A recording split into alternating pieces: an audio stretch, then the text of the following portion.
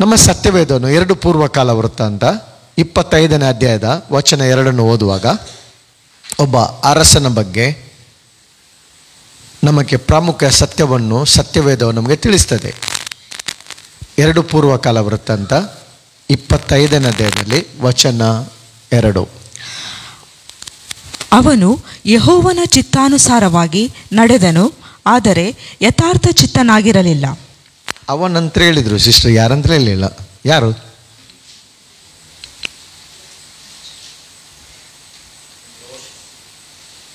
ಅಮಾಚನು, Amaziah. Amaziah was 25 years old when he became king. ದೇವರ ವಾಕ್ಯ ಹೇಳ್ತದೆ, ಆಮಾಚನು ಪಟ್ಟಕ್ಕೆ ಬಂದಾಗ 25 ವರ್ಷ ಅದು. ಆದ್ದರಿಂದ ಈ ಒಂದು ಅರಸನ ಲೈಫನ್ನು ನಾನು ಸ್ವಲ್ಪ ಜ್ಞಾನ ಮಾಡುವಾಗ ಒಂದು 4 ಸಂಗತಿಗಳು ಪ್ರಾಮುಖ್ಯ ಇಂಪಾರ್ಟೆನ್ಸ್ ಟ್ರೂತನ್ನು ನಾನು ನಿಮ್ಮ ಮುಂದೆ ಹಂಚಲಿಕ್ಕೆ ನಾನು ಬಯಸ್ತೇನೆ. ಈ ಅಧ್ಯಾಯವನ್ನು ಒಂದು ವೇಳೆ ನಿಮ್ಮ ಜ್ಞಾನದ ಸಮಯದಲ್ಲಿ ನೀವು ಓದುವಾಗ ದೇವರಾತ್ಮ ನಿಮಗೆ ಅನೇಕ ಆಲೋಚನೆ ಕೊಡ್ಬೋದು, ಅಥವಾ ಅನೇಕ ಪ್ರಕಟಣೆ ಕೊಡ್ಬೋದು, ಅನೇಕ ಸತ್ಯಗಳು ನಿಮಗೂ ಕೂಡ ದೇವರಾತ್ಮನು ತಿಳಿಸ್ಬೋದು. ಆದರೆ ಸತ್ಯವೇದದಲ್ಲಿರುವಂಥ ಪ್ರತಿಯೊಬ್ಬ ಪ್ರವಾದಿ ಆಗಲಿ, ಪ್ರತಿಯೊಬ್ಬ ಅರಸರಾಗಲಿ ನಾವು ನೋಡ್ತಿದ್ದೇವೆ. ಸತ್ಯದಲ್ಲಿರುವಂಥ ಪ್ರತಿಯೊಬ್ಬರ ಅರಸನಿಂದ ಯಾಕೆ ಅವರನ್ನು ಸತ್ಯವೇದದಲ್ಲಿ ಅವರು ಇದ್ದಾರೆ ಅಂತ ಹೇಳಿದ್ರೆ, ನಮಗೆ ಅವರೊಂದು ಮಾದರಿ ಆಗಿದ್ದಾರೆ. ಅವರ ಲೈಫ್ನಿಂದ ನಾವು ಒಳ್ಳೆಯ ಸಂಗತಿಗಳನ್ನು ನಾವೇನು ಮಾಡಬೇಕು, ತೆಗೆದುಕೊಳ್ಬೇಕು, ಅದನ್ನು ನಮ್ಮ ಲೈಫಿಗೆ ಅಪ್ಲೈ ಮಾಡಬೇಕು. ಪ್ರತಿಯೊಬ್ಬ ಮನುಷ್ಯನಲ್ಲಿ 2 ಕಾರ್ಯಗಳಿರ್ತದೆ, ಒಳ್ಳೆಯ ಕಾರ್ಯಗಳು ಮತ್ತು ಕೆಟ್ಟ ಕಾರ್ಯಗಳು. Yes or no? ಒಳ್ಳೆಯ ಕಾರ್ಯಗಳು ಮತ್ತು ಕೆಟ್ಟ ಕಾರ್ಯ. ಪ್ರತಿಯೊಬ್ಬ ಅರಸನಲ್ಲಿ ಪ್ರವಾದದಲ್ಲಿ 2 ಕಾರ್ಯಗಳನ್ನು ವಿಭಾಗಿಸಬೇಕು. ಒಂದು ಒಳ್ಳೆಯ ಕಾರ್ಯಗಳು ಮತ್ತು ಕೆಟ್ಟ ಕಾರ್ಯಗಳು. ನಾವು ಯಾವುದನ್ನು ಆರಿಸಬೇಕು? ಅವರಿಂದ ಒಳ್ಳೆಯ ಕಾರ್ಯಗಳನ್ನು ಆರಿಸಿಕೊಳ್ಬೇಕು. ಕೆಟ್ಟ ಕಾರ್ಯದಿಂದ ನಾವು ಲೆಸನನ್ನು ಕಲಿಬೇಕು, ಅದನ್ನು ಅಪ್ಲೈ ಮಾಡಬೇಕು. ಯಾಕಂತೇಳಿದ್ರೆ ಅವ್ರಿಗೆ ಏನಾಯಿತು, ಅವರು ಅವಿಧೇಯರಾಗಿ ದೇವರಿಗೆ ವಿರುದ್ಧವಾಗಿ ಶರೀರ ಭಾವದಲ್ಲಿ ಜೀವಿಸಿದಾಗ ಏನು ದುಷ್ಪರಿಣಾಮಗಳು ಅವರ ಲೈಫ್ನಲ್ಲಿ ಉಂಟಾಯಿತು, ಅದನ್ನು ನಾವು ತಿಳಿದಾಗ ನಮಗೊಂದು ಎಚ್ಚರಿಕೆ ಸಿಗ್ತದಲ್ವಾ? ಎಚ್ಚರಿಕೆ ಸಿಗ್ತದೆ. ಓ, ಅಲ್ಲಿ ಹೋದರೆ ಡೇಂಜರ್ ಇದೆ, ಇಲ್ಲಿ ಹೋದರೆ ಡೇಂಜರ್ ಇದೆ, ಈ ಮಾರ್ಗ ಅದು ಮಾರ್ಗ ಒಳ್ಳೆಯ ಮಾರ್ಗ ಅಲ್ಲ, ಈ ಮಾರ್ಗದಲ್ಲಿ ನಾಶನ ಉಂಟು. ದೇವರ ವಾಕ್ಯ ಹೇಳ್ತದಲ್ಲ, ಮನುಷ್ಯನ ದೃಷ್ಟಿಗೆ ಸರಳವಾಗಿ ತೋರುವ ಮಾರ್ಗ ಒಂದಿದೆ. ಮನುಷ್ಯನಿಗೆ ಸರಳವಾಗಿ ತೋರುವ ಮಾರ್ಗ, ಇದು ಒಳ್ಳೆದು ಕಾಣ್ತದೆ, ಚಂದ ಕಾಣ್ತದೆ. ಆದಮ ಅವಳಿಗೆ ಕೂಡ ಹಣ್ಣು ಬಹಳ ನೋಡ್ಲಿಕ್ಕೆ ಏನಾಗಿದ್ದಂಥದ್ದು, ರಮ್ಯವಾಗಿ ತಿನ್ನುವುದಕ್ಕೆ ರುಚಿಯಾಗಿ ತೆಗೆದು ತಿಂದ್ರು ಅವರು. ಅದರ ರಿಸಲ್ಟ್ ಮತ್ತೆ ಗೊತ್ತಾಯಿತು, ಎಷ್ಟು ದೊಡ್ಡ ಪರಿಣಾಮ ಆಯಿತು, ದೊಡ್ಡ ರಿಸಲ್ಟ್. ಏನಾದರ ಫಲಿತಾಂಶ? ದೇವರಿಂದಲೇ ಅವರು ಏನಾದರೂ ಅವರು ಬ್ರೇಕಪ್ ಆಯಿತು. ದೇವರ ಮತ್ತು ಅವರ ಮಧ್ಯದಿಂದ ರಿಲೇಷನ್ಶಿಪ್ ಏನಾಯಿತು, ಬ್ರೇಕಪ್ ಆಯಿತು. ಫೆಲೋಶಿಪ್ ಬ್ರೇಕಪ್ ಆಯಿತು. ಅವರು ದೇವರಿಂದ ದೂರ ಹೋದರು, ಡಿಸೋಬೆ ಆದರು. ಆ ಸುಂದರವಾದಂಥ ಏದೇನು ತೋಟದಿಂದ ಅವರು ದೊಬ್ಬಲ್ಪಟ್ಟರು ಎಂಬುದಾಗಿ ದೇವರ ವಾಕ್ಯ ಹೇಳ್ತದೆ. ಆದ್ದರಿಂದ ಪ್ರತಿಯೊಬ್ಬರ ಜೀವಿತದಿಂದ ನಾವು ಅನೇಕ ಸಂಗತಿಗಳು ದೇವರು, ನಾನು ಹೇಳಲಿಕ್ಕೆ ಬಯಸ್ತೇನೆ, ನಾನು ಜನರಲ್ ಟಾಕ್ ಇವತ್ತು ಮಾತಾಡ್ತೇನೆ, ಜನರಲ್ ಆಗಿ ನಾನು ಮಾತಾಡ್ತೇನೆ. ಕೆಲವು ಆಲೋಚನೆಗಳು, ಒಂದು ಸತ್ಯ ನಾವು ಯಾವತ್ತೂ ತಿಳ್ಕೊಳ್ಳೋ ವಿಶ್ವಾಸಿಗಳಾದಂಥ ನಾವು ಆರಾಧಿಸುವಂಥ ದೇವರಿಂದ ಆತನು ಒಳ್ಳೆಯವನಾಗಿದ್ದಾನೆ. ಎಲ್ಲ ಸೀಸನ್ನಲ್ಲಿ ಆತನು ಒಳ್ಳೆಯವನಾಗಿದ್ದಾನೆ. ನಂಬರ್ 2, ನಮ್ಮ ದೇವರು ಎಲ್ಲ ಪರಿಸ್ಥಿತಿಗಳಲ್ಲಿ ಆತ ನಂಬಿಗಸ್ತನಾಗಿದ್ದಾನೆ, ಒಳ್ಳೆಯವನಾಗಿದ್ದಾನೆ ಮತ್ತು ನಂಬಿಗಸ್ತನಾಗಿದ್ದಾನೆ. ಆದ್ದರಿಂದ ನಾವು ಯಾರು ನೋಡುವ ಅಂತ ಹೇಳಿದ್ರೆ, ಈ ಸತ್ಯವೇದದಲ್ಲಿರುವ ನಮ್ಮ ಸೃಷ್ಟಿಕರ್ತನನ್ನು ನೋಡುವ. ಎವ್ರಿಡೇ ಆತನು ಸತ್ಯ ದೇವರಾಗಿದ್ದಾನೆ, ಆತನು ಸೃಷ್ಟಿಕರ್ತನಾಗಿದ್ದಾನೆ, ಆತನು ನನ್ನ ಪೋಷಕನಾಗಿದ್ದಾನೆ. ನಮ್ಮನ್ನು ಅದ್ಭುತವಾದ ಪ್ರೀತಿಯ ಹಸ್ತದಿಂದ ಸೃಷ್ಟಿ ಮಾಡಿ ನಮ್ಮನ್ನು ಆತನು ನಡೆಸುವ ದೇವರಾಗಿದ್ದಾನೆ. ಆದ್ದರಿಂದ ಒಂದು 4 ಸತ್ಯ, 4 ಇಂಪಾರ್ಟೆಂಟ್ ಲೆಸನ್ ಫ್ರಮ್ ಕಿಂಗ್ ಅಮಾಜಿಯಾ. ಅಮಾಚನ ಲೈಫ್ನಿಂದ 4 ಒಂದು ಪ್ರಾಮುಖ್ಯ ಸತ್ಯಗಳನ್ನು ನಾನು ನಿಮ್ಮ ಮುಂದೆ ನಾನು ಶೇರ್ ಮಾಡಲಿಕ್ಕೆ ಬಯಸ್ತೇನೆ. ಯಾಕಪ್ಪ ಇವತ್ತು ಈ ಮೆಸೇಜ್ ಎಂಬುದಾಗಿ, ಇದರಿಂದ ಈ ಅರಸನ ಲೈಫ್ನಿಂದ ಕೆಲವು ಇಂಪಾರ್ಟೆಂಟ್ ಲೆಸನ್ಸನ್ನು ನಾವು ಕಲಿತುಕೊಳ್ಳುವ. ನಮ್ಮನ್ನು ಇವತ್ತಿನ ಸಂದೇಶದಲ್ಲಿ ನಮ್ಮನ್ನು ನಾವು ಪರೀಕ್ಷಿಸಿಕೊಳ್ಳೋಣ. ನಾನು ಹೇಗೆ ಚೇಂಜ್ ಆಗ್ಬೋದು, ನನ್ನ ಜೀವಿತವನ್ನು ನಾನು ಹೇಗೆ ಬದಲಾಯಿಸ್ಬೋದು, ನನ್ನಲ್ಲಿ ಯಾವ ರೀತಿಯ ಬಲಹೀನತೆ ಇದೆ, ಎಂಬುದಾಗಿ ನಾವು ಈ ಒಂದು ಸಂದೇಶದ ಮೂಲಕ ಇವತ್ತು ನಮ್ಮನ್ನೇ ನಾವು ವಿಮರ್ಶೆ ಮಾಡ್ಬೋದು, ನಮ್ಮನ್ನೇ ಅಥವಾ ನಾವು ಪರೀಕ್ಷಿಸಿಕೊಳ್ಬೋದು ದೇವರ ವಾಕ್ಯದ. ಮೊದಲನೇದಾಗಿ ನೋಡ್ತೇವೆ, ದೇವರ ವಾಕ್ಯ ಹೇಳ್ತದೆ, 2ನೇ ವಚನ ಹೇಳ್ತದೆ, ಓದಿಕೊಳ್ಳಿ 1 ಮತ್ತು 2. ಅಮಚ್ಯನು ಪಟ್ಟಕ್ಕೆ ಬಂದಾಗ 25 ವರ್ಷದವನಾಗಿದ್ದನು. ಅವನು ಯೆರೂಸಲೇಮಿನಲ್ಲಿ 29 ವರ್ಷ ಆಳಿದನು. ಯೆರೂಸಲೇಮಿನವಳಾದ ಯೆಹೋವದಾನ್ ಎಂಬಾಕೆಯು ಅವನ ತಾಯಿ. ಅವನು ಯೆಹೋವನ ಚಿತ್ತಾನುಸಾರವಾಗಿ ನಡೆದನು, ಆದರೆ ಯಥಾರ್ಥ ಚಿತ್ತನಾಗಿರಲಿಲ್ಲ. ನೋಡಿ, ದೇವರ ವಾಕ್ಯ ಹೇಳ್ತದೆ, ಮೊದಲನೆಯ ಲೈಫ್ ಲೆಸನ್, ಒಳ್ಳೆಯ ಲೆಸನ್ ಅವನಿಂದ ನಾವು ಕಲಿಯುವಂಥದ್ದು ಏನಂತ ಹೇಳಿದ್ರೆ, ಒಳ್ಳೆಯ ಒಂದು ಗುಡ್ ಕ್ವಾಲಿಟಿ, ಒಂದು ಗುಣ ಈ ಅರಸನಿಂದ ನಾವು ತಿಳಿದುಕೊಳ್ಬೇಕಂದ್ರೆ, ಸರಿ 25 ವರ್ಷ ಆಗುವಾಗ ಅವನು ಅರಸನಾದ, ಯಂಗ್ ಏಜ್ನಲ್ಲಿ, ವೆರಿ ಯಂಗ್ ಏಜ್ನಲ್ಲಿ ಅವನಿಗೊಂದು ದೊಡ್ಡ ಜವಾಬ್ದಾರಿ, ಇಡೀ ದೇಶದ ಜವಾಬ್ದಾರಿ ಸಿಕ್ಕಿತ್ತು. ಯಂಗ್ ನಂತರ ಒಂದು 21 ವರ್ಷ ಅವನು ಆಳ್ವಿಕೆ ಕೂಡ ಮಾಡಿದ, 29 ವರ್ಷ ಅವನು ಆಳ್ವಿಕೆ ಮಾಡಿದ. ದೇವರ ವಾಕ್ಯ ಹೇಳ್ತದೆ, ಮೊದಲನೇ ಸಂಗತಿ, ಅವನು ಯೆಹೋವನ ಚಿತ್ತಾನುಸಾರವಾಗಿ ನಡೆದನು, ಆದರೆ ಯಥಾರ್ಥ ಚಿತ್ತನಾಗಿರಲ್ಲ. Amaziah not a whole hearted person. ಏನಂತೆ ದೇವರ ವಾಕ್ಯದೆ, he did what was right in the eyes of the lord, but not whole heartedly. ಹೃದಯಪೂರ್ವಕವಾಗಿ ಡಬಲ್ ಮೈಂಡೆಡ್ ಹೇಳ್ಬೋದಾ? He was double minded, single minded ಅಲ್ಲ, ಡಬಲ್ ಮೈಂಡೆಡ್. ಲಾಸ್ಟಿಗೆ he was last is way. ಆತನು ಆ ಒಂದು ಮಾರ್ಗ, ಯಾವ ಮಾರ್ಗದಲ್ಲಿ ಬಿಗಿನಿಂಗ್ ಅವನು ಆರಂಭ ಮಾಡಿದ್ನೋ ಅವನ ಎಂಡ್ ನೋಡ್ತೇವೆ, ಆ ಮಾರ್ಗದಲ್ಲಿ ಅವನಿರಲಿಲ್ಲ. ಅವನ ಡೈರೆಕ್ಷನ್ ಚೇಂಜ್ ಆಯಿತು, ಅವನ ನಡತೆ ಚೇಂಜ್ ಆಯಿತು, ಅವನ ಲೈಫ್ ಚೇಂಜ್ ಆಯಿತು, ಅವನ ಜೀವಿತವೇ ಏನಾಯ್ತು ಅಂತ ಹೇಳಿದ್ರೆ ಬದಲಾಯಿತು. ಲಾಸ್ಟ್ ಎಂಡ್ ಏನಾಯಿತು? ಪ್ರತಿಯೊಬ್ಬ ವಿಶ್ವಾಸಿಗಳಿಗೆ ನಾನು ಹೇಳಿದ್ದು, ನಾವು ಎವ್ರಿ ಡೇ ಪ್ರೇಯರ್ ಮಾಡುವಾಗ, every day evening family prayer ಮಾಡುವಾಗ ನಾನು ಹೇಳೋದು, ಮೈ ಎಂಡ್ ಈಸ್ ಗ್ಲೋರಿಯಸ್ ಎಂಬುದಾಗಿ. ಮೈ ಎಂಡ್ ಈಸ್ ಗ್ಲೋರಿಯಸ್.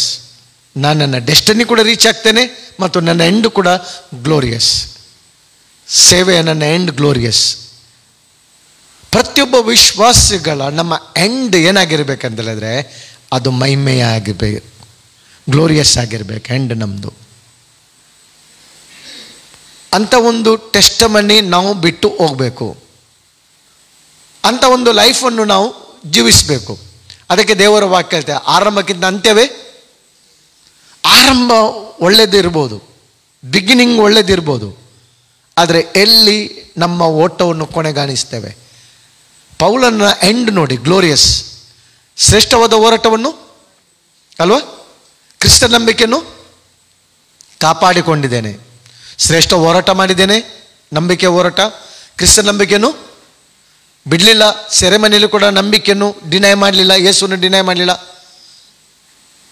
ಜಯಮಾಲೆಗೆ ನಾನು ರೆಡಿಯಾಗಿದ್ದೇನೆ. ಆ ಸ್ಟೇಟ್ಮೆಂಟ್ ಅವನು ಕೊಡುವಾಗ ಭಾಳ ಒಂದು ಅವನ ಫೇತ್ ನೋಡಿದರೆ, ಅವನು ಎಲ್ಲಿದ್ದಾನೆ? ಪ್ರಿಸನ್ನಲ್ಲಿದ್ದಾನೆ. ಡೆತ್ ಸೆಂಟೆನ್ಸ್ ಆಗಿದೆ, ಅವನಿಗೆ ಗಲ್ಲು ಶಿಕ್ಷೆ ಆಗಿದೆ. ಅವನ ಕುತ್ತಿಗೆ ಕೊಯ್ಯೋದಕ್ಕಾಗಿ ಶಾರ್ಪ್ ಒಂದು ವೆಪನ್ ಏನು ಮಾಡ್ತಿದ್ದಾರೆ, ಫೈಲ್ ಮಾಡ್ತಿದ್ದಾರೆ, ಅದನ್ನು ನೋಡ್ತಿದ್ದಾರೆ. ನಮಗೆ ಅದೆಲ್ಲರದ್ದು ನೆನಪು ಬರ್ತಿದ್ದು, ಮಗಳದು, ಹೆಂಡತಿದ್ದು, ಅವ್ರದ್ದು ಇವ್ರದ್ದೆಲ್ಲರದು, ಮನೆ, ವೆಹಿಕಲ್, ಎಲ್ಲರ ನೆನಪೊಮ್ಮೆ ಬರೋದಿಲ್ವಾ? ಮನುಷ್ಯರಲ್ವಾ? ಆದರೆ ಪೌಲನ ಎಂಡ್ ಏನಂತ ಹೇಳಿದ್ರೆ ಗ್ಲೋರಿಯಸ್. ಅದಕ್ಕೆ ಅವನು ಹೇಳ್ತೇನೆ, ಬದುಕಿದ್ರು ಸತ್ತರಿಗೂ ನಾನು ಕ್ರಿಸ್ತನಿಗೋಸ್ಕರ ಎಂಬುದಾಗಿ. ಸಾಯುವುದು ನನಗೆ ಲಾಭ. ಯಾರು ಹೇಳಿಕೆ ಆಗ್ತದೆ ಆ ಸ್ಟೇಟ್ಮೆಂಟ್? ಸಾಯುವುದು ನನಗೆ ಲಾಭ, ಸಾಯುವುದು ನನಗೆ ಲಾಭ, ಈಗಲೇ ನಾನಲ್ಲಿ ಕ್ರಿಸ್ತನಲ್ಲಿ ಇರ್ತೇನೆ ಎಂಬುದಾಗಿ. ಓಕೆ, ಸರಿ, ಸ್ವಲ್ಪ ಆ ಕಡೆಗೆ ಹೋಯಿತು. ಫಸ್ಟ್ ದೇವರ ವಾಕ್ಯ ಹೇಳ್ತದೆ, ಈ ವಾಸ್ ಏನಂತೆ ದೇವರ ವಾಕ್ಯ ಹೇಳ್ತದೆ, ಯೆಹೋವನ ಚಿತ್ತಾನುಸಾರವಾಗಿ ನಡೆದನು. ದೇವರ ವಾಕ್ಯ ಹೇಳ್ತದೆ ಅಂದರೆ ಯೆಹೋವನ ಚಿತ್ತಾನುಸಾರವಾಗಿ ನಡೆದನಂತ ಹೇಳಿದ್ರೆ, Amaziah was followed the law of Moses. ಅವನು ಮೋಶೆಯ ಧರ್ಮಶಾಸ್ತ್ರವನ್ನು ಫಾಲೋ ಮಾಡಿದ.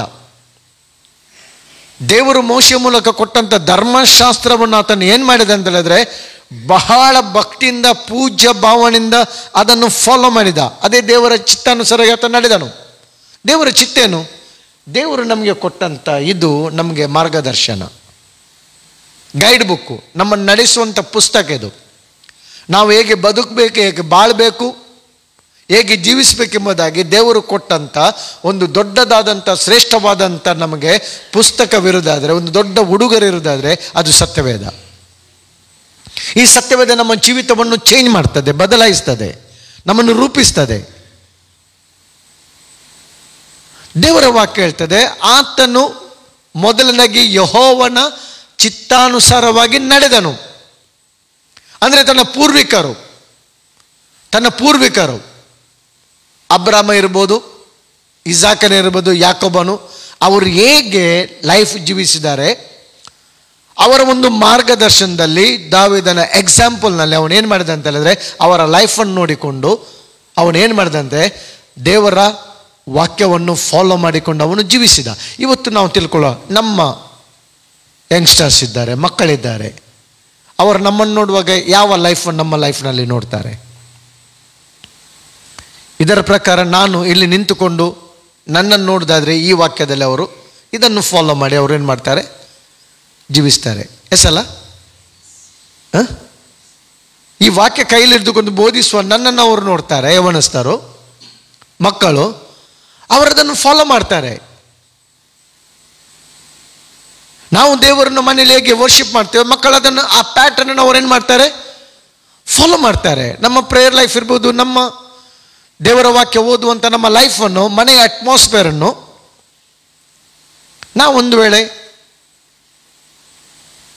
ಹೆಚ್ಚು ಸಮಯ ಟಿ ವಿಯ ಮುಂದೆ, ಸೀರಿಯಲ್ ಮುಂದೆ, ನಿಮ್ಗೆ ಯಾರಿಗೆ ಹೇಳುವುದಲ್ಲ, ನಾನು ಎಕ್ಸಾಂಪಲ್ ಕೊಡೋದು. ಎಕ್ಸಾಂಪಲ್ ಒಂದು ವೇಳೆ ಆ ರೀತಿಯ ವಾತಾವರಣ ನಮ್ಮ ಮನೇಲಿರೋದಾದರೆ ನೀವು ಮಕ್ಕಳಿಗೆ ಬುದ್ಧಿ ಹೇಳಿಕೆ ಆಗ್ತದ? ಬುದ್ಧಿವಾದ ಹೇಳಿಕೆ ಆಗೋದಿಲ್ಲ. ನೀವು ಅದನ್ನು ನೋಡ್ತೀರಿ, ಮಕ್ಕಳು ಅದನ್ನು ಏನು ಮಾಡ್ತಾರೆ? ಅದನ್ನು ಅನುಸರಿಸಿ ನಡೀತಾರೆ. ಆದರೆ ಈ ಅರಸನಲ್ಲಿದ್ದಂಥ ಒಂದು ಬೆಸ್ಟ್ ಒಂದು ಗುಣ ಏನಂತ ಹೇಳಿದ್ರೆ, ಡಬಲ್ ಮೈಂಡೆಡ್, ಅದನ್ನು ಮತ್ತೆ ಮಾತಾಡ್ತೇನೆ, ಸಿಂಗಲ್ ಮೈಂಡೆಡ್ ಅಲ್ಲ. ದೇವರ ವಾಕ್ಯ ಹೇಳ್ತದೆ, ಯಾಕೆಂದರೆ ಅಲ್ಲಿ ದೇವರ ವಾಕ್ಯ ಹೇಳ್ತದೆ, ಆದರೆ ಯಥಾರ್ಥ ಚಿತ್ತ, not a whole hearted person, ಯಥಾರ್ಥನಾಗಿಲ್ಲ. ಅದರ ಅರ್ಥ ನಾನು ಹೀಗೆ ತಿಳ್ಕೊಳ್ತಿದ್ದೇನೆ, ಕೆಲವು ಸಂದರ್ಭದಲ್ಲಿ ನಾವು ದೇವರ ಬಳಿಗೆ ಕೂಡ ಬರುವಾಗ ನಾವು ಬರೇ ಬ್ಲೆಸ್ಸಿಂಗೋಸ್ಕರ ನಾವು ಬರ್ತೇವೆ.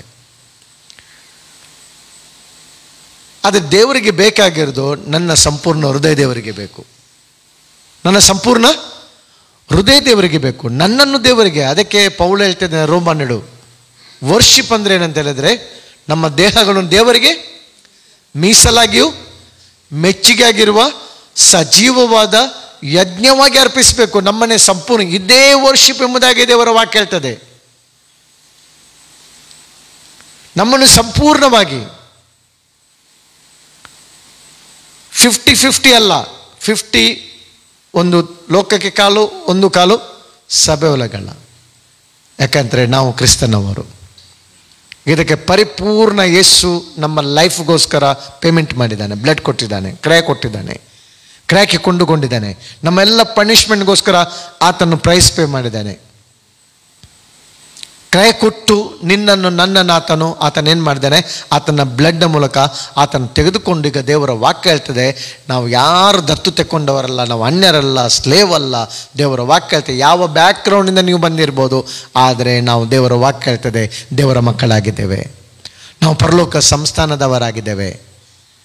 ಒಂದೇ ಮನೆಗೆ ನಾವು ಸೇರಿದವರು, ಕೋಟ್ಯಾನುಕೋಟಿ ದೇವದೂತರ ಬಳಿಗೆ ನಾವು ಬಂದಿದ್ದೇವೆ. ಫ್ಯಾಮಿಲಿ ಯಾರು? ನಮ್ಮದು ಮೆಂಬರ್ ಕೋಟ್ಯಾನುಕೋಟಿ ದೇವದೂತರ ಬಳಿಗೆ, ಜೀವಸ್ವರೂಪದ ದೇವರ ಪಟ್ಟಣವಾಗಿರೋ ಯೆರೂಸಲೇಮ್ನ ಚಿಯೋನ್ನ ಸ್ಥಳಕ್ಕೆ ನಾವೆಲ್ಲರೂ ಸೇರಿದ್ದೇವೆ. ದೇವರ ಚಿತ್ತಾನುಸಾರವಾಗಿ ನಡೆದನ್ನು ಹೇಳುವಾಗ ಇದರಲ್ಲಿ ನಾನು ಹೇಳುವಂಥದ್ದು ಹೇಳಿದ್ರೆ, ಅನೇಕ ಸಲ ದೇವರ ಚಿತ್ತಾನುಸಾರ ನಡೆದು ಅಂತ ಹೇಳಿದ್ರೆ ಅದರಲ್ಲಿ ಸ್ವಲ್ಪ ಸ್ಯಾಕ್ರಿಫೈಸ್ ಕೂಡ ಇರ್ತದೆ. ಏನಿರ್ತದೆ? ಸಮರ್ಪಣೆ, ಸ್ಯಾಕ್ರಿಫೈಸ್. ಯಾಕೆಂತ ಹೇಳಿದ್ರೆ ಅಲ್ಲಿ ನನಗೆ ಒಂದು ವೇಳೆ ನೋಡುವಾಗ ಲೋಟನಾಗೆ ನೀರಾವರಿ ಕಾಣ್ಬೋದು, ಬಯಲು ಸೀಮೆ ನನಗೆ ಕಾಣ್ಬೋದು. ಅಬ್ರಾಮನಲ್ಲಿ ಆರಿಸಿದ್ದು ದೇವರ ಪ್ಲಾನ್, ದೇವರ ಯೋಜನೆ, ದೇವರ ಚಿತ್ತ. ಲೋಟನು ಎಸ್ ಬಯಲು ಸೀಮೆ, ನೀರುಂಟು, ವ್ಯವಸಾಯ ಮಾಡ್ಬೋದು. ನಮಗೂ ಕೂಡ ಅನೇಕ ಸಲ ನಮ್ಮ ಜೀವಿತದಲ್ಲಿ ನಮ್ಮ ದೃಷ್ಟಿಗೆ ಏನು ಕಾಣ್ತದೆ? ಮನುಷ್ಯನ ದೃಷ್ಟಿಗೆ ಸರಳವಾಗಿ ಕಾಣ್ತದೆ. ನಾವು ನಮ್ಮ ದೃಷ್ಟಿಯಲ್ಲಿ ಒಂದು ವೇಳೆ ಇದು ಒಳ್ಳೆಯದು, ನನಗೆ ಕಂಫರ್ಟ್ ಝೋನ್, ಇದು ನನಗೆ ಒಳ್ಳೇದು ಅನಿಸ್ಬೋದು. ಹದ್ದುಗಳಿಂದ ನಮಗೆ ದೊಡ್ಡ ಪಾಠ ಇದೆ ಸತ್ಯವೇದಲ್ಲ. Comfort zone ಇಳಿತದೆ. ಒಳ್ಳೆ ಚಂದ ಬೆಡ್ ಹಾಕಿಕೊಂಡು ತಾಯಿ ಏನು ಮಾಡ್ತದೆ? ಮಗುವಿಗೆ ಒಂದು ಒಳ್ಳೆ ಗೂಡು ನೆಸ್ಟನ್ನು ಕಟ್ತದೆ.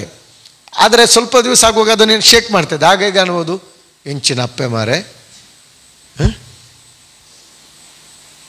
ಸುರ್ಪಣಕ್ಕಿ ಇಷ್ಟು ಒಳ್ಳೆ ಹಾಳು ಕುಡಿಸಿ ಈಗ ದೊಡಮ್ಮಂತೇಳಿಕೊಂಡು ತೆಗೆದು ಬಿಟ್ರು.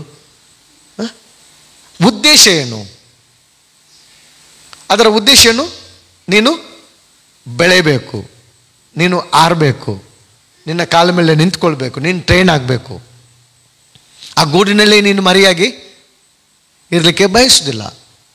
ಅದನ್ನು ಕೆಲವು ಸಂದರ್ಭದಲ್ಲಿ ನಮಗೆ ಏನಾಗ್ತದೆ ಅಂತ ಹೇಳಿದ್ರೆ, ಕಂಫರ್ಟ್ ಝೋನ್ ಬೇಕು, ಇದರಲ್ಲಿ ಹೋದರೆ ಯಾಕಪ್ಪ ಇಷ್ಟು ಪ್ರಯಾಸ? ಒಂದು ವೇಳೆ ಜೀಸಸನ್ನು 100% ಫಾಲೋ ಮಾಡಿದರೆ ದೇವರ ವಾಕ್ಯ ಹೇಳ್ತದೆ ಹಿಂಸೆ ಉಂಟು, ಕ್ರಾಸ್ ಉಂಟು, ಇದೆಲ್ಲ ಜಂಜಟ್ ಯಾರಿಗೆ? ಸ್ವಲ್ಪ ಪಾಸ್ಟರ್ ಬೇಕಾದರೆ ಮಾಡಲಿ. ನಾವು ಸಂಡೇ ಚರ್ಚಿಗೆ ಹೋಗುವಪ್ಪ, ಒಂದು ಕಾಣಿಕೆ ಡಬ್ಬಿಗೆ ಕಾಣಿಕೆ ಹಾಕುವ, ವರ್ಷಿಪ್ ಮಾಡುವ, ಬರುವ, ಸಾಧ್ಯವಾದ್ರೆ ಒಂದು ಅರ್ಧ ಗಂಟೆ ಪ್ರೇಯರ್ ಮಾಡುವ. ಆದರೆ ದೇವರ ವಾಕ್ಯ ಹೇಳ್ತದೆ, ದೇವರು ನಮ್ಮ ಒಬ್ಬೊಬ್ಬರನ್ನು, ಪ್ರತಿಯೊಬ್ಬರನ್ನು ದೇವರು ನಮಗೆ ಕೊಡುವಂಥ ಆಲೋಚನೆ, ಮಾರ್ಗದರ್ಶನ, ನಾವು ಆತನ ಚಿತ್ತಾನುಸಾರವಾಗಿ ಜೀವಿಸಬೇಕೆಂಬುದಾಗಿ. ಶರೀರ ಭಾವದಲ್ಲಿ ಅಲ್ಲ. ಅನೇಕ ಸಲ ನಾವು ಏನು ಮಾಡ್ತೇವೆ ಅಂತ ಹೇಳಿದ್ರೆ, ನಮಗೆ ಏನು ಸರಿ ಕಾಣ್ತದೆ, ನಮಗೇನು ಇಷ್ಟ ಆಗ್ತದೆ, ನಮಗೆ ಹೇಗೆ ಅನ್ನಿಸ್ತದೆ ಇದು ಒಳ್ಳೆಯದೆಂಬುದಾಗಿ, ಆ ರೀತಿಯಲ್ಲಿ ನಾವು ಏನು ಮಾಡ್ತೇವೆ? ನಾವು ಹೋಗ್ಲಿಕ್ಕೆ ಬಯಸ್ತೇವೆ. ದೇವರ ಮಾರ್ಗದಲ್ಲಿ ಹೋಗೋಕೆ ಸ್ವಲ್ಪ ಏನಾಗ್ತದೆ? ಚಾಲೆಂಜ್, ಬಿರುಗಾಳಿ ಬರ್ಬೋದು.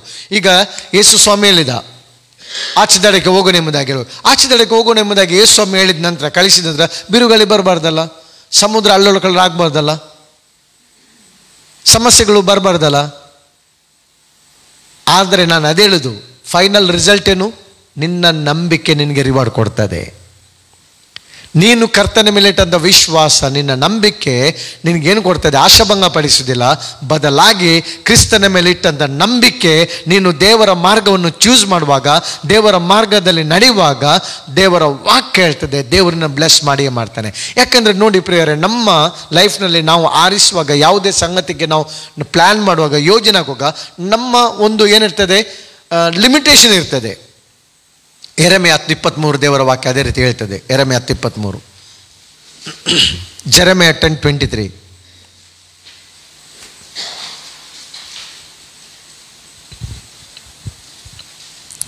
ಯೆಹೋವನೇ, ಮಾನವನ ಮಾರ್ಗವು ಅವನ ಸ್ವಾಧೀನದಲ್ಲಿ ಇಲ್ಲವೆಂದು ನನಗೆ ಗೊತ್ತು. ಮಾನವನ ಮಾರ್ಗವು ಅವನ ಸ್ವಾಧೀನದಲ್ಲಿ ಇಲ್ಲ. ಮನುಷ್ಯನು ನಡೆದಾಡುತ್ತಾ ಸರಿಯಾದ ಕಡೆಗೆ ತನ್ನ ಸರಿಯಾದ ಕಡೆಗೆ ಹೆಜ್ಜೆ ಇಡಲು ದೇವರಿಗೆ, ನಮ್ಮನ್ನು ಸೃಷ್ಟಿ ಮಾಡಿದ ದೇವರಿಗೆ ಗೊತ್ತುಂಟು ಬೆಸ್ಟ್ ಯಾವುದೆಂಬುದಾಗಿ, ಯಾವ ಮಾರ್ಗ ಒಳ್ಳೆಯದೆಂಬುದಾಗಿ. ಹೌದಲ್ವಾ? ನಾವು ಹೋಗಿ ಡಾಕ್ಟರ್ ಹತ್ರ ಹೇಳಿದ್ರೆ ಆಗ್ತದ? ಮೆಡಿಸಿನ್ ಸ್ವಲ್ಪ ಚೇಂಜ್ ಮಾಡಿ ಕೊಡಿ ಎಂಬುದಾಗಿ.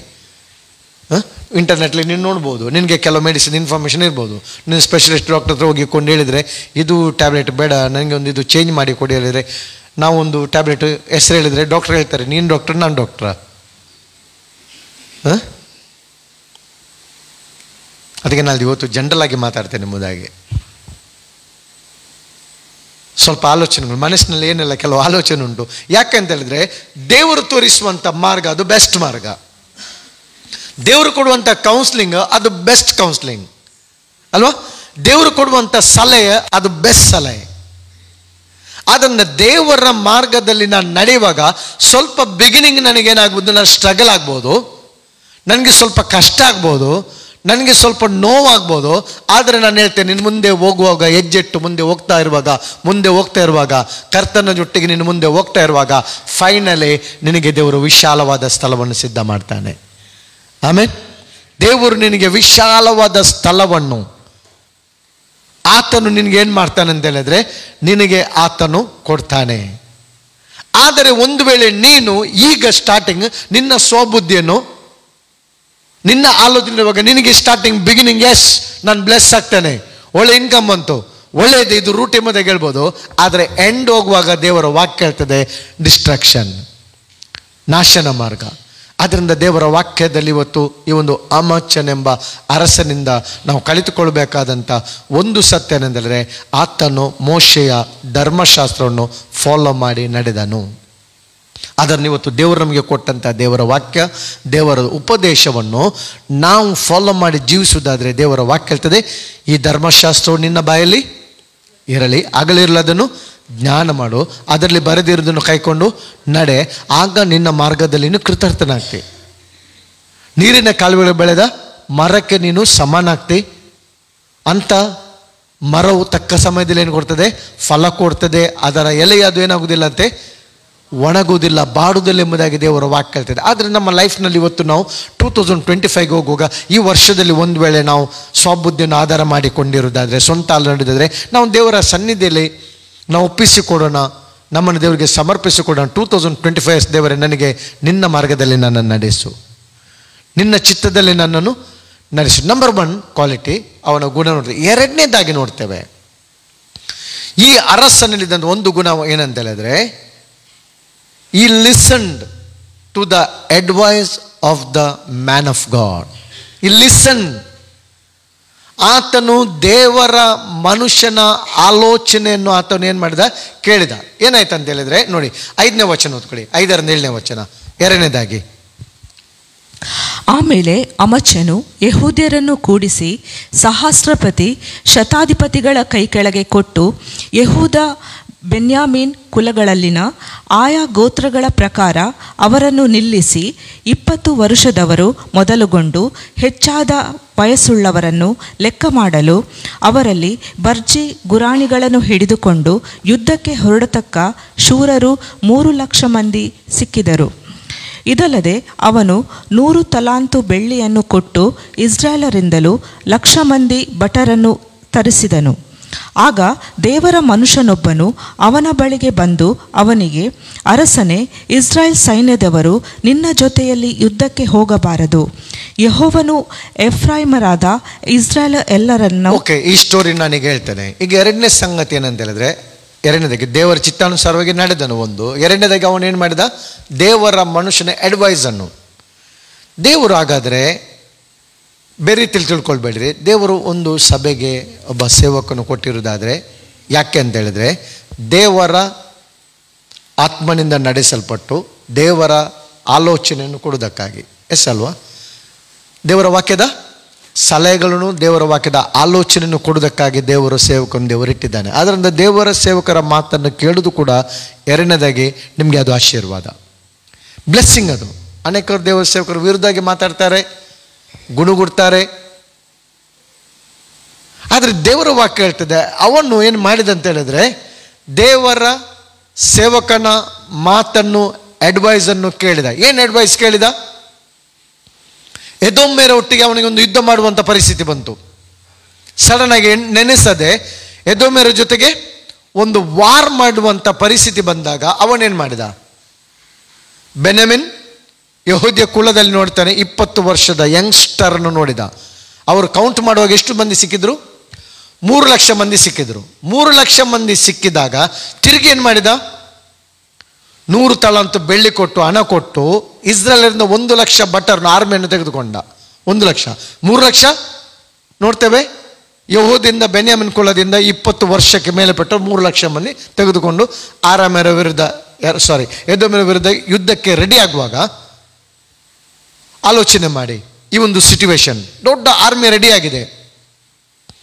ಯಾರಾದರೂ ಬಂದು ಒಬ್ಬ ಕ್ಯಾಪ್ಟನ್ಗೆ, ಈಗ ಕಮಾಂಡರ್ಗೆ ಅಡ್ವೈಸ್ ಕೊಟ್ಟರು, ಒಬ್ಬ ಸೋಲ್ಜರ್ ಬಂದುಕೊಂಡು, ಬೇಡ ನಾವು ಖಾಲಿ ಕೈಲಿ ಹೋಗೋ, ವೆಪನ್ ಎಲ್ಲ ಬೇಡ, ಏನು ಬೇಡ, ಈಗೇನೆ ಮಾರ್ಚ್ ಮಾಡಿ ಹೋಗೋ, ಲೆಫ್ಟ್ ರೈಟ್ ಅಂತ ಹೋಗು ಅಂತೇಳಿ. ಎದುರು ಒಂದು ಆರ್ಮಿ ಇದೆ. ಆದರೆ ಇಲ್ಲಿ ಇವನು ಏನು ಮಾಡಿದ?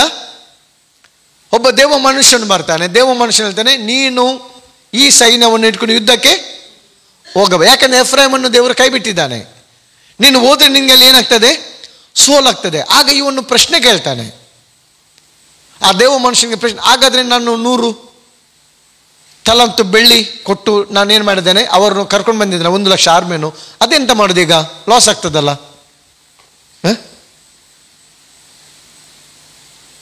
ಎಕ್ಸಾಂಪಲ್ ಹೇಳೋದು, ನಾವು ಒಂದು 24th ಒಂದು ಕ್ರಿಸ್ಮಸ್ ಊಟಕ್ಕೆ ಆರ್ಡರ್ ಕೊಟ್ಟಿದ್ದೇವೆ.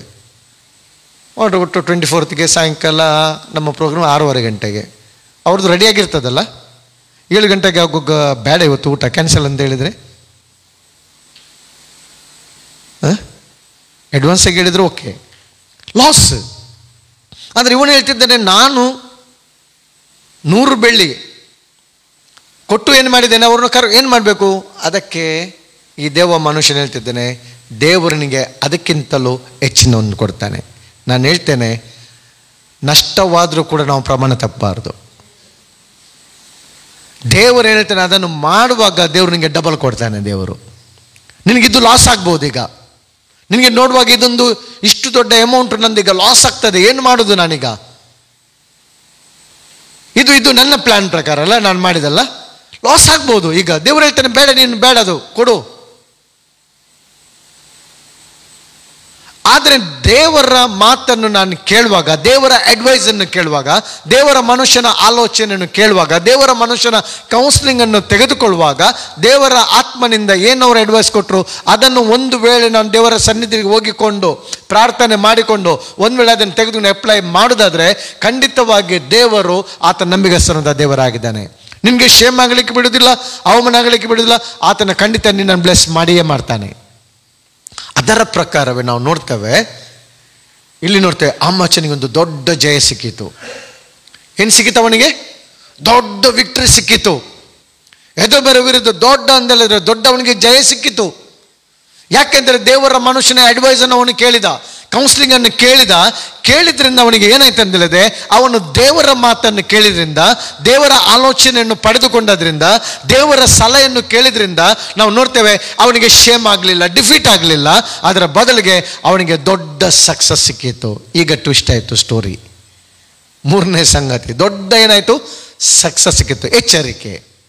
ನಾನಾಗಲಿ, ಅದಕ್ಕೆ ನಾನು ಹೇಳಿದಲ್ಲ, ನಾನು ಯಾವತ್ತು ಅರಿಕೆ ಮಾಡೋದು, ನನ್ನ ಡೆಸ್ಟಿನಿ ನಾನು ರೀಚ್ ಆಗ್ತೇನೆ ಮತ್ತು ಮೈ ಎಂಡ್ ಇಸ್ ಗ್ಲೋರಿಯಸ್.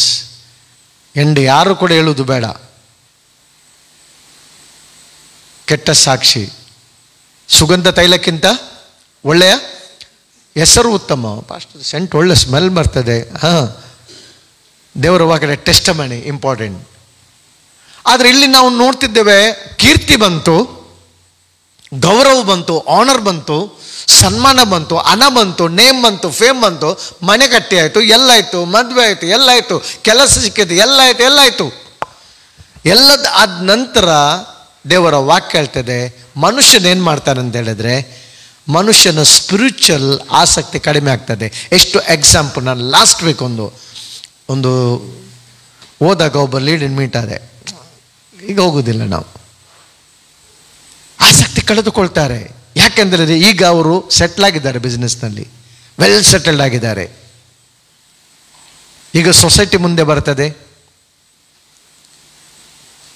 ಜನರು, ನೇಮ್ ಇದೆ, ಫೇಮ್ ಇದೆ, ಹಣ ಇದೆ, ಪವರ್ ಇದೆ, ಎಲ್ಲಿ ಓದುವಾಗ ಸನ್ಮಾನ ಸಿಗ್ತದೆ, ಶಾಲ್ ಸಿಗ್ತದೆ, ಕೀರ್ತಿ ಸಿಕ್ಕಿತು, ಎಲ್ಲ ಸಿಕ್ಕಿತು. ನಾನು ಹೇಳ್ತೇನೆ, ಒಂದು ಸತ್ಯ ನಿಮ್ಮ ಡೈರಿ ಬರ್ಕೊಳ್ಳಿ, ನೀವು ಎಷ್ಟು ಉನ್ನತ ಸ್ಥಾನಕ್ಕೆ ಹೋಗ್ತೀರಾ, ದೇವರಿಗೆ ಸ್ತೋತ್ರ ಸಲ್ಲಿಸಿರಿ, ದೇವರ ಸನ್ನಿಧಿ ಹೋಗ್ಕೊಂಡು ದೇವರಿಗೆ ವರ್ಷಿಪ್ ಮಾಡಿ. ಇವತ್ತು ಬೆನಿಫಿಟ್ ಬಂತ, ಇಮಿಡಿಯೇಟ್ಲಿ ಹೋಗಿ ದೇವರಿಗೆ ಸಮರ್ಪಿಸಿ, ದೇವರಿಗೆ ನಿಮಗೆ ಥ್ಯಾಂಕ್ಸ್, ನೀನು ಕೊಟ್ಟದ್ದು ಇದು. ದೇವರನ್ನು ವರ್ಷಿಪ್ ಮಾಡಿ, ದೇವರಿಗೆ ಸ್ತೋತ್ರ ಸಲ್ಲಿಸಿರಿ, ದೇವರಿಗೆ ಥ್ಯಾಂಕ್ಸ್ ಹೇಳಿರಿ, ದೇವರಿಗೆ ವಂದನೆ ಹೇಳಿ. ಯಾಕೆಂದ್ರೆ ದೇವರಿಗೆ ಕೊಡ್ಲಿಕ್ಕೆ ಗೊತ್ತು, ತೆಗೊಳ್ಳಿಕ್ಕೆ ಕೂಡ ದೇವರಿಗೆ ಗೊತ್ತುಂಟು, ಇಲ್ವಾ? ಕೊಡುವಾತನು ಮತ್ತು ತೆಗೆದುಕೊಳ್ಳುವಾತನು ಆತನಾಗಿದ್ದಾನೆ. ಆತನಿಗೆ ಮಹಿಮೆ ಸಲ್ಲಿಸಿರಿ. ಇವನಲ್ಲಿ ಏನಾದ್ರು ಇವನ ಲೈಫ್ ಟ್ವಿಸ್ಟ್ ಆಯಿತು. ವಿಜಯಶಾಲಿಯಾಗಿ ಹೊರಗೆ ಬಂದಾಗ ಅವನು ಏನು ಮಾಡಿದ ಅಂತಂದರೆ, ಈಗ ದೇವರೊಬ್ಬ ಪ್ರವಾದಿಯನ್ನು ಕಳಿಸಿದ. ದೇವರು ಕೆಲವೊಮ್ಮೆ ನಮ್ಮನ್ನು ಟೆಸ್ಟ್ ಕೂಡ ಮಾಡ್ತಾನಲ್ವಾ? ಮತ್ತೆ ಬ್ಯುಸಿ ಪಾಸ್ಟರ್, ಇವತ್ತು ಸಂಡೇನು busy, next Sunday busy, third Sunday busy.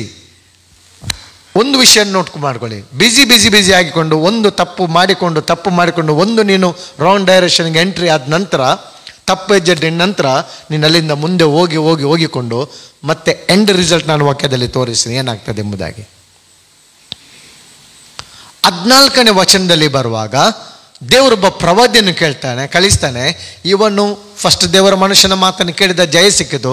Next ಪ್ರವಾದಿಯನ್ನು ದೇವರು ಕಳಿಸುವಾಗ ಇವನು ಪ್ರವಾದಿಯ ಮಾತನ್ನು ತಿರಸ್ಕಾರ ಮಾಡ್ತಾನೆ, ಡಿನೈ ಮಾಡ್ತಾನೆ. 14ನೇ ವಚನದ ಓದ್ಕೊಳ್ಳಿ. ಅಮಚ್ಯನು ಎದೋಮ್ಯರನ್ನು ಸೋಲಿಸಿ ಮನೆಗೆ ಬಂದ ಮೇಲೆ ತಾನು ತೆಗೆದುಕೊಂಡು ಬಂದಿದ್ದ ಸೇರಿನವರ ದೇವತಾ ಪ್ರತಿಮೆಗಳನ್ನು ತನ್ನ ದೇವರುಗಳೆಂದು ನಿಲ್ಲಿಸಿ ಅವುಗಳಿಗೆ ಅಡ್ಡಬಿದ್ದು ಪೂಜೆ ಮಾಡಿದ. ಎಷ್ಟು ದೊಡ್ಡ ಮಿಸ್ಟೇಕ್ ಮಾಡಿದ ನೋಡಿ. ಏನು ಮಾಡಿದ ಅವನು? ಚಿತ್ತಾನುಸಾರವಾಗಿ ನಡೆದ. ಅದಕ್ಕೆ ದೇವರು ನೋಡಿ ಸರ್ವಶಕ್ತನಲ್ವ, ದೇವಗುತ್ತನ, ಅವನು ಯಥಾರ್ಥ ಚಿತ್ತನಾಗಿರಲಿಲ್ಲ. ಅಲ್ಲೇ ವಾಕ್ಯದಲ್ಲುಂಟು. ದೇವರಾತ್ಮನ ಎಷ್ಟು ಸ್ಪಷ್ಟವಾಗಿ ನಮ್ಮ ಬಗ್ಗೆ ನಾವು ತಿಳ್ಕೊಳ್ಬೋದು. ನಮ್ಮ ಬಗ್ಗೆ ಸ್ಪಷ್ಟವಾಗಿ ದೇವರು ತೋರಿಸ್ತಾನೆ ವಿಡಿಯೋ ತೆಗೆದು. ದೇವರಾತ್ಮನ ಏನೇ ನಾವು ಮಿಸ್ಟೇಕ್ ಮಾಡಿದ್ರು ಕೂಡ ದೇವರು ಚಿತ್ತಾನುಸಾರವಾಗಿ ನಡೆದ, ಓಲಾಟಿಡ್ಲೆಲ್ಲ ಎಂಬುದಾಗಿ ಯಥಾರ್ಥನಾಗಿರಲಿಲ್ಲ ಅವನು. ಇಲ್ಲಿ ದೇವರ ವಾಕ್ಯ ಹೇಳ್ತದೆ, ಸೋಲಿಸಿ, ಆಮಾಚನೆ ಎದೋಮ್ಯರನ್ನು ಸೋಲಿಸಿ ಮನೆಗೆ ಬಂದ ಮೇಲೆ ಏನು ಮಾಡಿದ? ಪ್ರೈಡ್ ಬಂತು.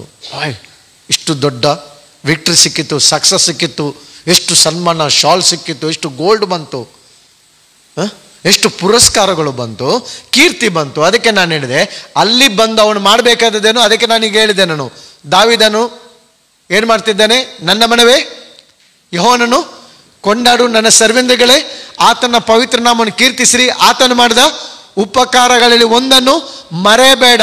ಮನೆ ಆದ ನಂತರ ಟಾಟಾ ಬಾಯ್ ಅಲ್ಲ. ಇವನು ಏನು ಮಾಡಿದ? ಮನೆಗೆ ಬಂದ ತಕ್ಷಣ ಏನು ಮಾಡಿದ ಅಂತ ಹೇಳಿದ್ರೆ, ತಾನು ತೆಗೆದುಕೊಂಡು ಬಂದಿದ್ದ ಅವರ ದೇವತಾ ಪ್ರತಿಮೆಗಳನ್ನು ಇಟ್ಟುಕೊಂಡು ಅದಕ್ಕೆ ಅಡ್ಡ ಬಿದ್ದು ಧೂಪ ಹಾಕಿದ.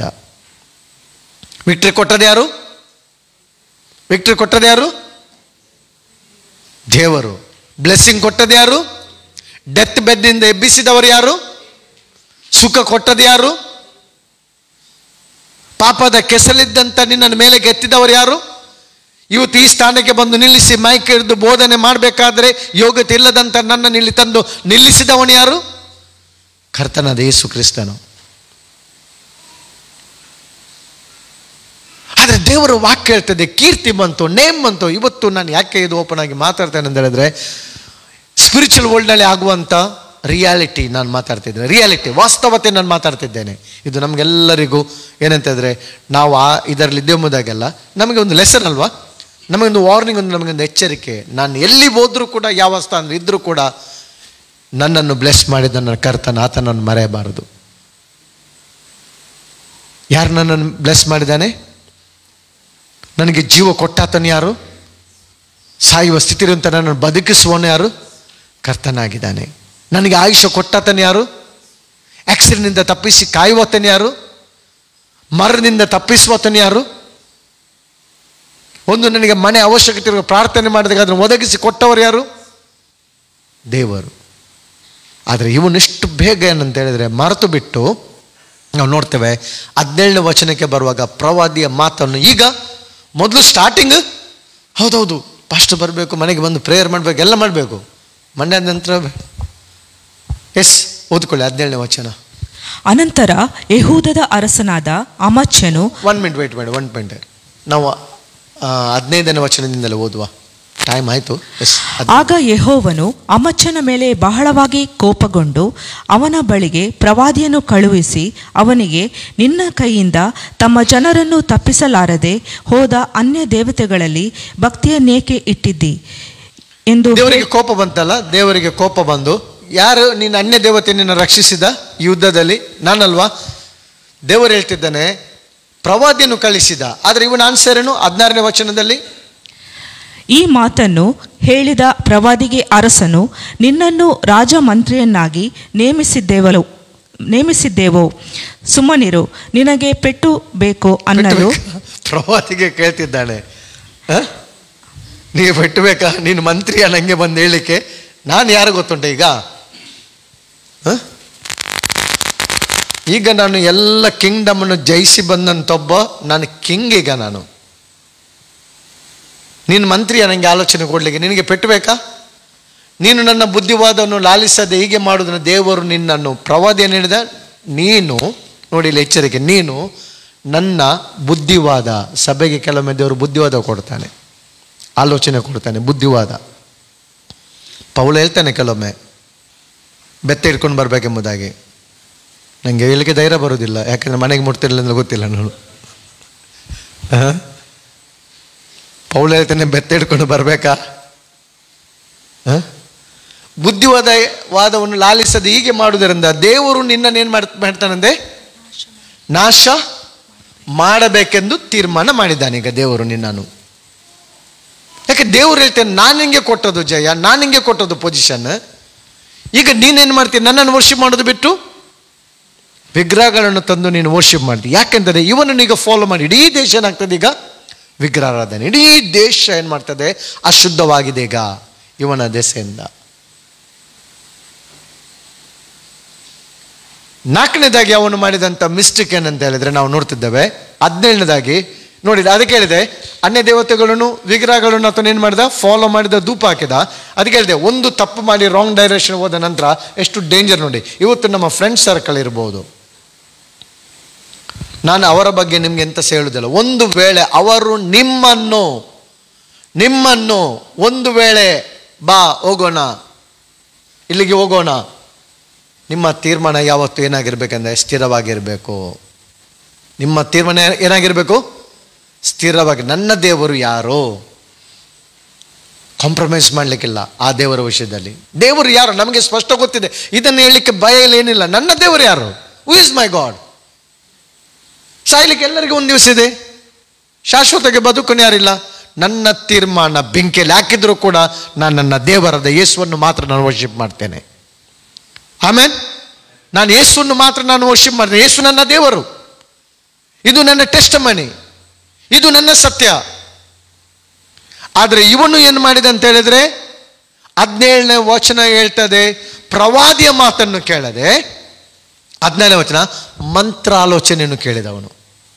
ಏನು ಕೇಳಿದ, ಆಮೋಚನೆ ಏನು ಮಾಡಿದ, ಅನಂತರ ಪ್ರವಾದಿ ಬಂದು ಹೋದ ನಂತರ ಕೂಡ, ಎಚ್ಚರಿಕೆ ಕೊಟ್ಟ ನಂತರನೂ ಕೂಡ ಈ ಆಮೋಚ ಅರಸನು ಏನು ಮಾಡಿದ ಅಂತ ಹೇಳಿದ್ರೆ ಮಂತ್ರಾಲೋಚನೆಯನ್ನು ಕೇಳಿ ದೇವರಿಗೆ ಅಸಹ್ಯವಾದಂಥ ಕಾರ್ಯ, ಮಾಟ, ಮಂತ್ರ, ವಿಚ್ ಕ್ರಾಫ್ಟ್, ದೇವರಿಗಿದು ಅಸಹ್ಯ. ಅಂಥವರಿಗೆ ಸಭೆಯಿಂದ ಹೊರಗೆ ವರ್ಷಿಪ್ ಮಾಡಲಿಕ್ಕೆ ಬರಲಿಕ್ಕಿಲ್ಲ. ದೇವರ ಸನ್ನಿಧಿಗೆ ಮಾತ್ರ ರಿಪೆಂಟ್ ಆಗಿ ಬರಬೇಕು. ಮಂತ್ರಗಾರರು, ಮಾಟಗಾರರು ಶಕುನ ನೋಡುವುದು ದೇವರಿಗೆ ಏನಂತ ಹೇಳಿದ್ರೆ ಅಸಹ್ಯ.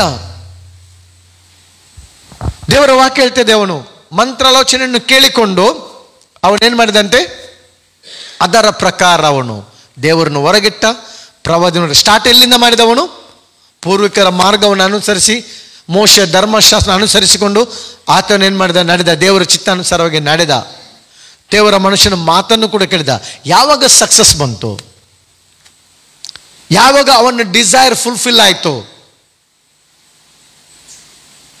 ಯಾವಾಗ ಏನೆಲ್ಲ ಅವನ ಜೀವಿತದಲ್ಲಿ ಬರಬೇಕಾದ ಬ್ಲೆಸ್ಸಿಂಗ್ ಬಂದ ನಂತರ ಅವನನ್ನು ದೇವರನ್ನು ಮರೆತು ಬಿಟ್ಟ, ದೇವರಿಂದ ಆತನು ದೂರ ಹೋದ.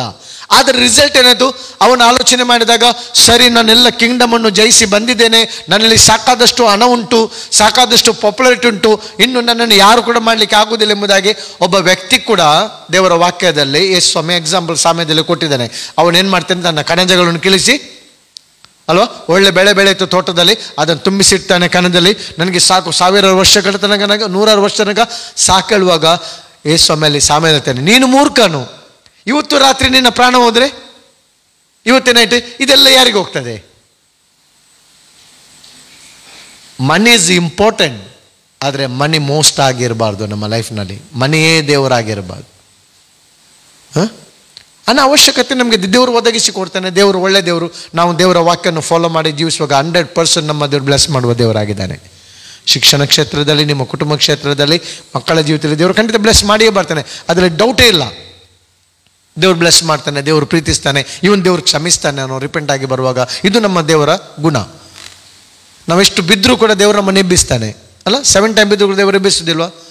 ದೇವರು ಎಬ್ಬಿಸ್ತಾನೆ. ಇವನು ಮಂತ್ರಾಲೋಚನೆ ಕೇಳಿಕೊಂಡು ಲಾಸ್ಟ್ ಟೈಮ್ ಇಲ್ಲ, ಅವನು ಮಾಡಿಕೊಂಡು ಅವನ ಲೈಫ್ ಎಲ್ಲಿ ಬಂತಂತ ಹೇಳಿದ್ರೆ, ನೆಕ್ಸ್ಟ್ ಯುದ್ಧ ಆಗ್ತದೆ. ಯುದ್ಧದಲ್ಲಿ ಇವನು ಓಡಿ ಹೋಗ್ತಾನೆ.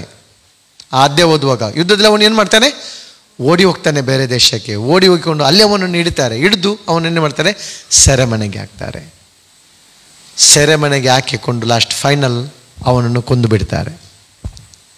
ಏನಾಯಿತು, ಆರಂಭ ಮಾಡಿದಂಥ ಅರಸನ ಒಳ್ಳೆ ಗುಣಗಳನ್ನು ನಾವು 2 ತಗೊಳ್ಳುವ ಅಲ್ಲ, ಅವನ ಲೈಫ್ನಲ್ಲಿ 2 ಒಳ್ಳೆ ಗುಣವನ್ನು ನಾವು ತಗೊಳ್ಳುವಾಗ, ದೇವರ ಚಿತ್ತಾನುಸಾರವಾಗಿ ನಡೆದ, ದೇವರ ಮನುಷ್ಯನ ಮಾತನ್ನು, ದೇವರ ಕೌನ್ಸಿಲಿಂಗನ್ನು ಕೇಳಿದ. ಈ 2 ಬಿಟ್ಟು ಬಿಡುವ, ಪ್ರವಾದಿಗೆ ವಿರುದ್ಧವಾಗಿ ದಂಗೆ ಎದ್ದ.